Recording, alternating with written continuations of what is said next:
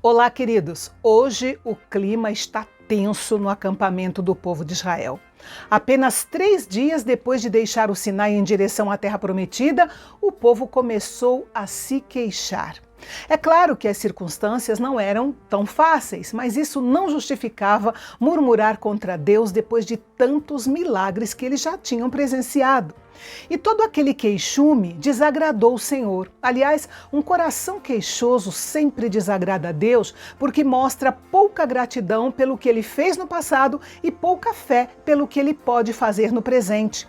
A Bíblia não diz exatamente do que Israel estava reclamando. O fato é que o fogo da parte de Deus queimou entre eles e consumiu algumas extremidades do acampamento.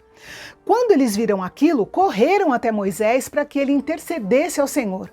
Moisés orou e o fogo cessou, e aquele lugar ficou conhecido como Taberá, que significa ardente, queimando, um lembrete da ação de Deus contra os seus corações queixosos.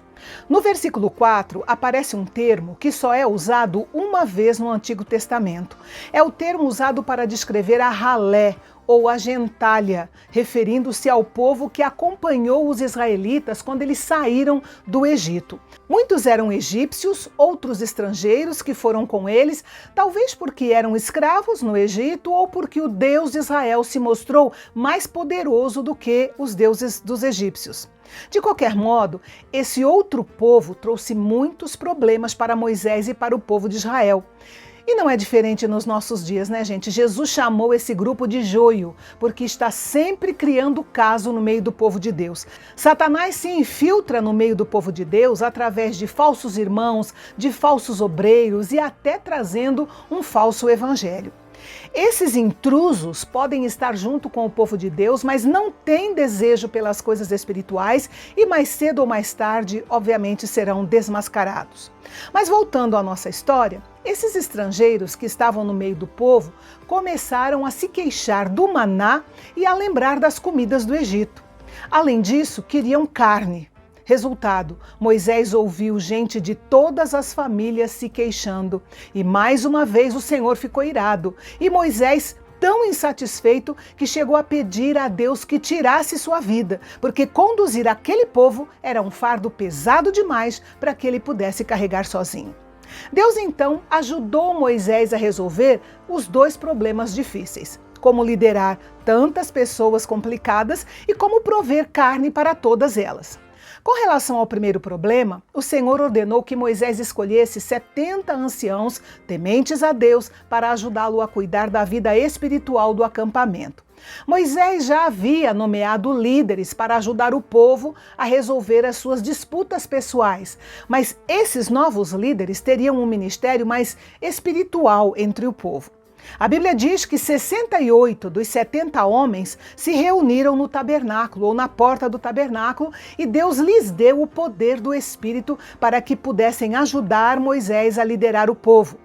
Para que essa liderança expandida funcionasse, eles precisavam ter a mesma visão de Moisés, o mesmo coração e a mesma atitude.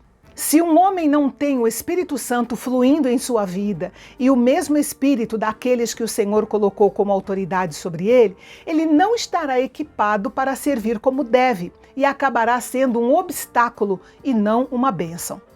Nós não sabemos por que Eldade e Medade não estavam presentes junto com os outros 68 anciãos escolhidos, mas podemos deduzir que a ausência deles foi justificada porque eles não perderam a bênção de Deus.